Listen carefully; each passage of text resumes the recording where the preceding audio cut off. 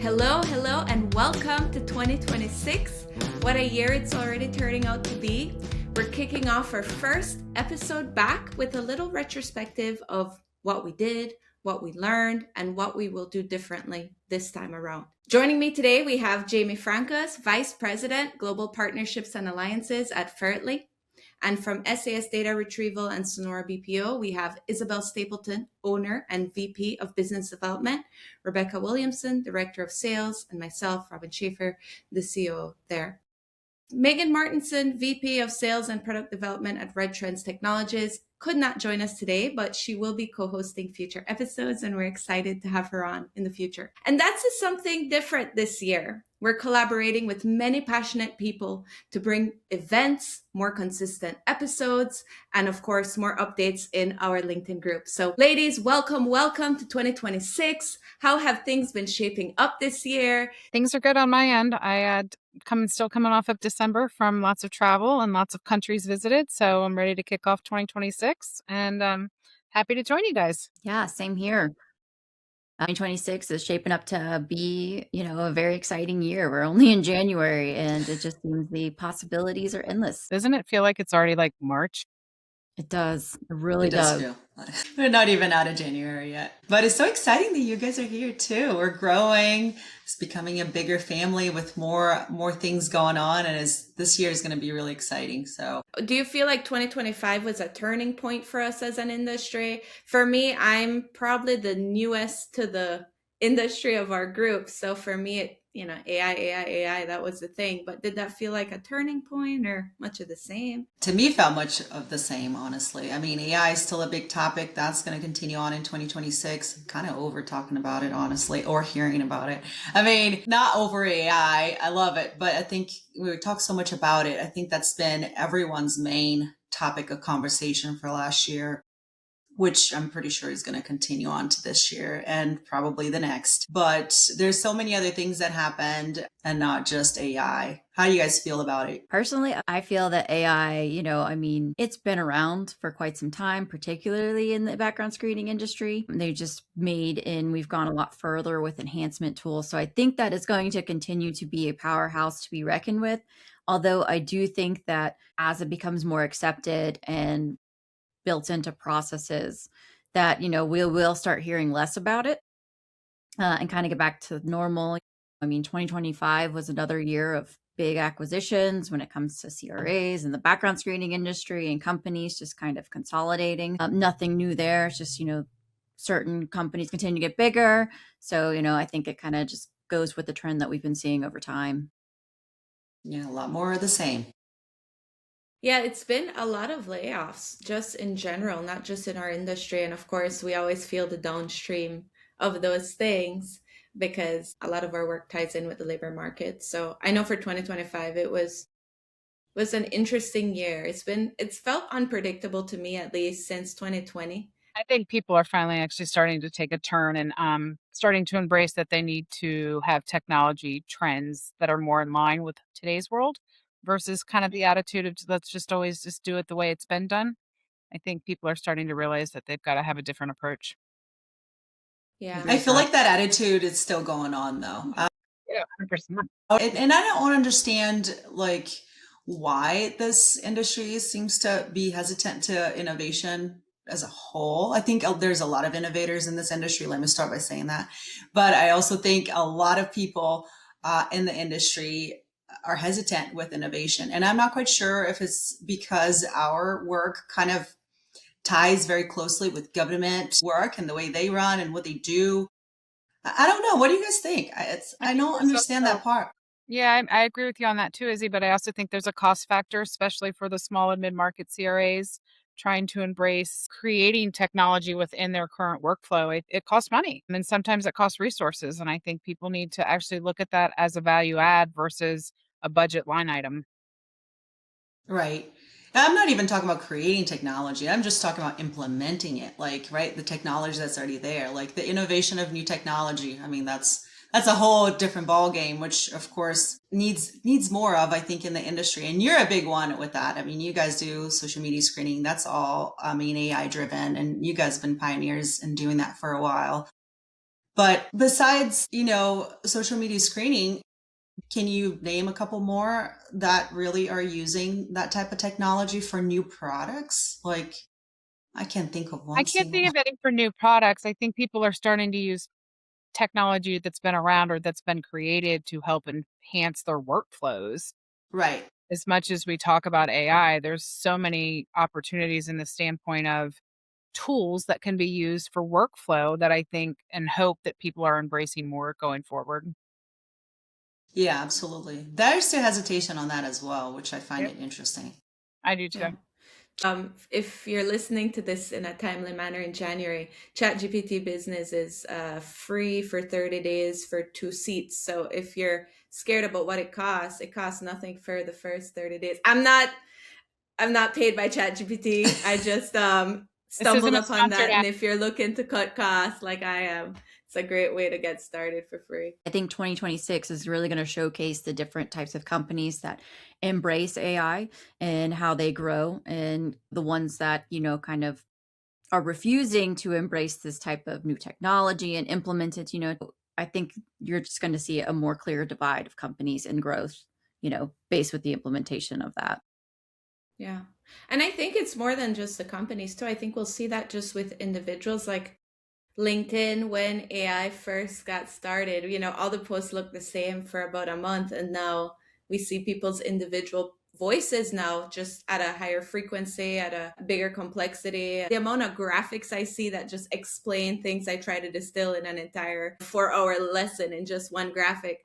I think those are some of the things that individually AI can empower us to do. Yeah. What are you guys using, Jamie? Like personally? I mean, ChatGPT is always a go-to, right? Like it's just easy to kind of plug and play with that one. I like beautiful.ai as well for presentations. I think that it's very clean and cut.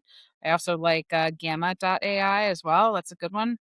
So I've the never heard reality of is, those last two. yeah, go check them out because they're pretty cool. But the reality is there's a new one every day. Yeah. Yeah. So I think that I'm a big component in I'm all for AI, but I think that the whole mindset of it's replacing people should be kind of put to the side. I think if you're not embracing AI as a tool, then you're using it the wrong way. Yeah.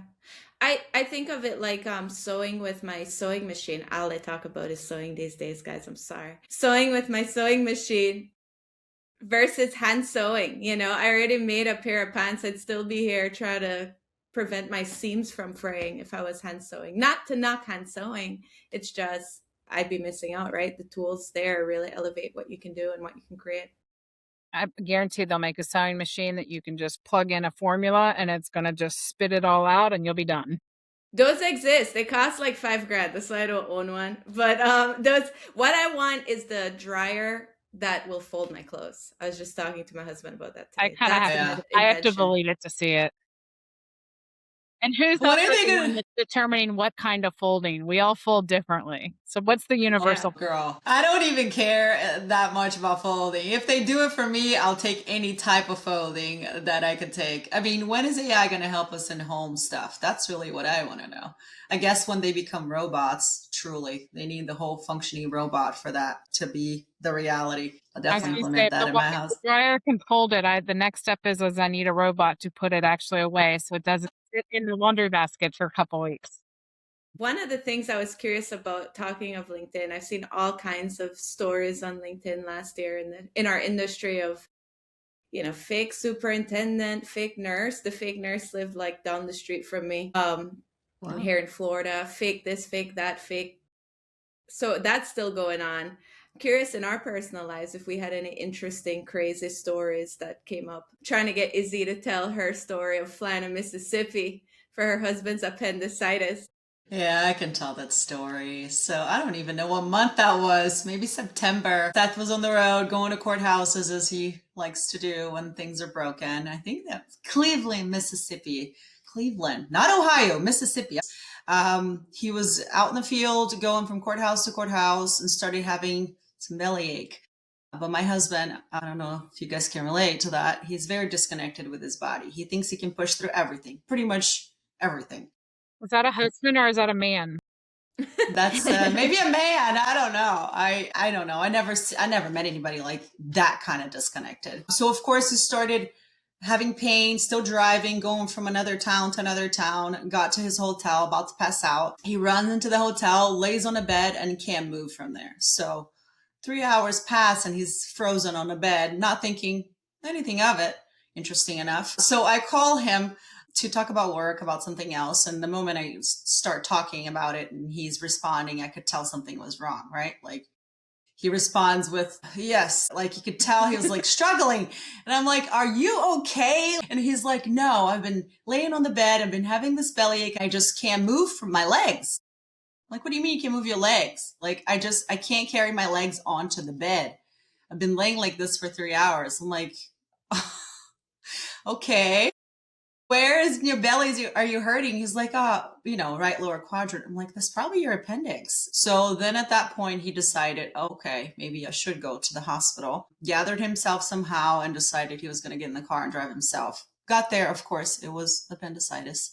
And he had surgery in Cleveland, Mississippi. I still don't know that they really removed the right thing, but the pain went away. Every time I talked to them on the phone, gallbladder. I was running payroll for him, and I was calling him. He's like, I should be back out of surgery. I said, surgery? And then when Izzy was talking to him, they were saying his gallbladder. She said, it's not his gallbladder. She was an emergency room nurse for so long.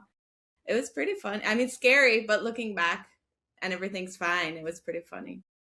Of course, I had to hop on a plane. There's no direct plane to Cleveland, Mississippi. But then I went somewhere it was 2 planes. And then I had to rent a car and it took me 3 hours to get there. Don't ask me my route. I can't remember, So yeah, that's my crazy story for 2025. What about you guys? I don't have anything like that. I just did a lot of work trips, but I don't have anything. Nothing crazy on the work trips, Jamie. Are you sure you don't want to share anything? Nothing that I can share. I mean, if you want to hit me up at the bar later, but yeah. No, I'm not going to share that publicly. But yeah, just a bunch of work trips, saw a bunch of cool places, met a bunch of new people, but nothing crazy like that. Yeah. Any new country that you saw for the first time last year?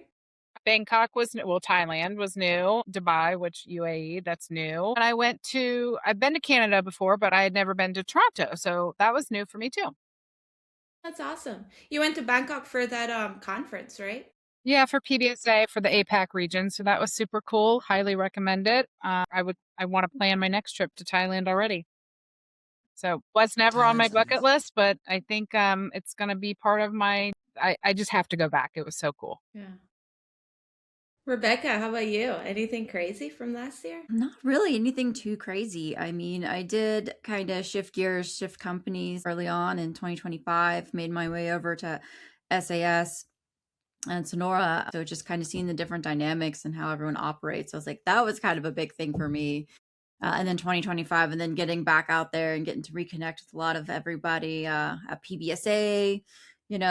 I'd rather be busy and stuck in the chaos than be kind of stagnant and bored. You've got to be ever evolving and changing. Yeah, be careful what you wish for.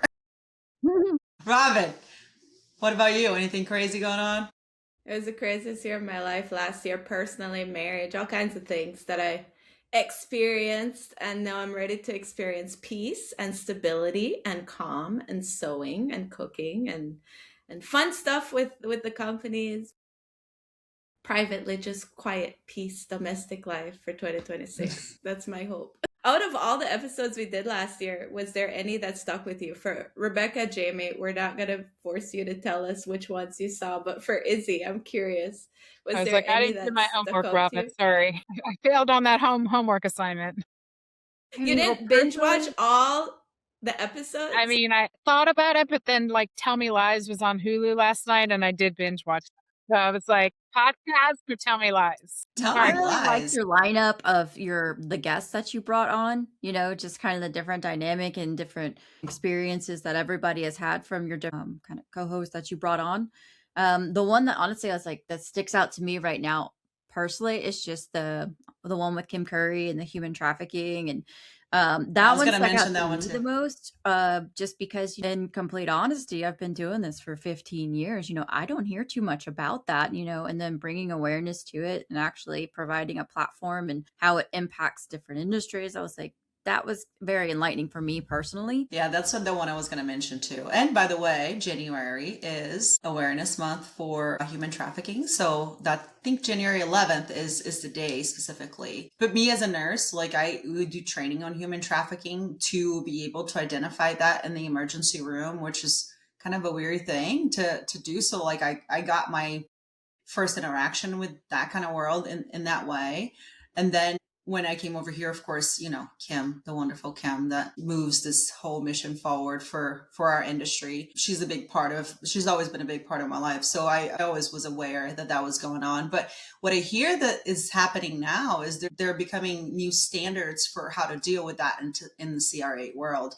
And I think that's wonderful. Don't quote me on this. I'm not like completely, up to date with everything that's going on in that world, but I'm hearing a lot more from CRAs and even within the groups in PBSA asking for resources on how to handle these types of situations, which I think is wonderful because it happens everywhere. And as a United States is a huge place where it happens. And I think most people don't even know that. In Tampa, there was one of the biggest stories came out of Tampa last year of a pastor running a ring across multiple states. Yeah.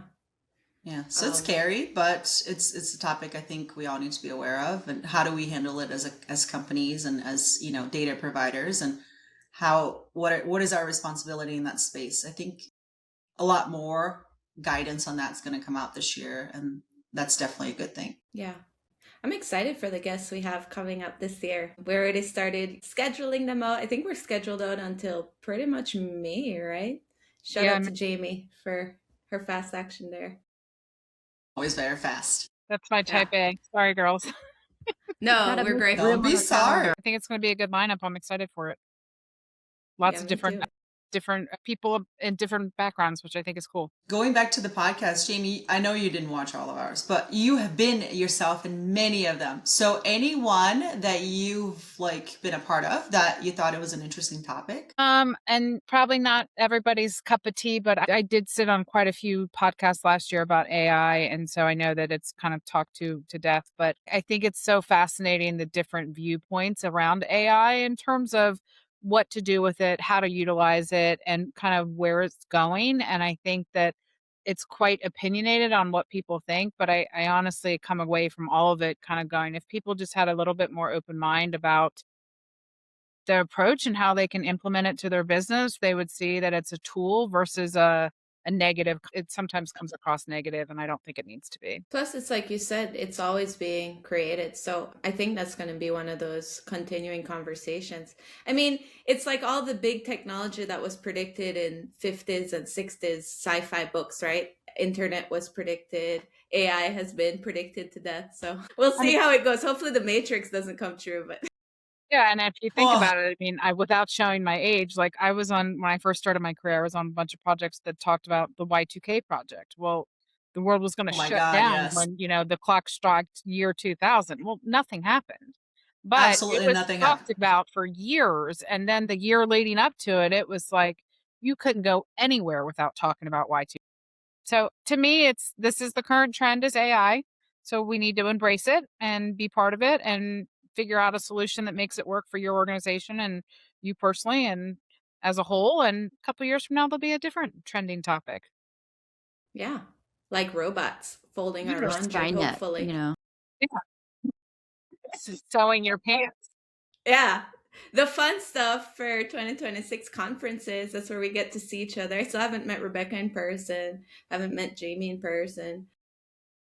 Is there any conference? Me at a conference. I'm at quite a few, so come on and come aboard. Oh, yeah, I'm at the next one for sure. Which one are you genuinely excited about this year? Yeah, because I do go to quite a few conferences and I travel a lot, where I get excited is where it's a new location that I've never been. So it's not necessarily the topic of the conversation. For me, it's mostly location based. So this year, now I say that, but London's always been one of my favorite cities, so I will take any opportunity to go back to London. So PBSA Europe and Africa, that's where that will be this year. So I'm excited for that. I'm also excited for TazWorks in San Diego. San Diego's San where, Diego. so yeah. Oh, Oh, you're that's from San awesome. Diego. I didn't I'm know a that. Navy brat, so I was born at Balboa Hospital. Interesting. Yeah. Oh, but you didn't grow up there though, right? I spent about the first 8 years of my life in California between San Diego. My brother was born in Oakland outside of San Francisco. And then my dad, while he was at Navy postgraduate school, we lived in Monterey. Oh, Monterey is the And then we best. came East Coast. So to answer your question, that was long-winded, Robin, but I would say the ones that I'm most looking forward to are probably TazWorks, which is in San Diego. I'm actually looking forward to Annual as well, which is in Texas. I mean, yeah, I've always enjoyed a good annual conference. I think that the energy at PBSA Annual is pretty awesome. yeah. I was bummed I missed it last year, but Rebecca and Izzy told me it was so fun. Tons of events, wonderful connections. If you The hang out with people. Izzy and Rebecca, you have to wear costumes. I mean, it's a whole Hey, do you You know know, where that came from? I was Do you not bummed, know? Jamie.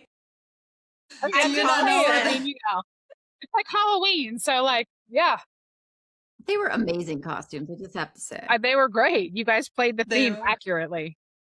I mean, and yeah, we get to walk around looking like that, and people do see it, but it's all guided by this one person, and that's Robin. So we had to follow a script and do the things and wear the clothes and I even got just custom dog tags that I, fails. of course, forgot, but it's fine. Next time, guys, And I'll you make weren't sure there, we're but decked just up. so that you know, like I'll report back. They did their job. They succeeded. I think they would have gotten an A+ from you.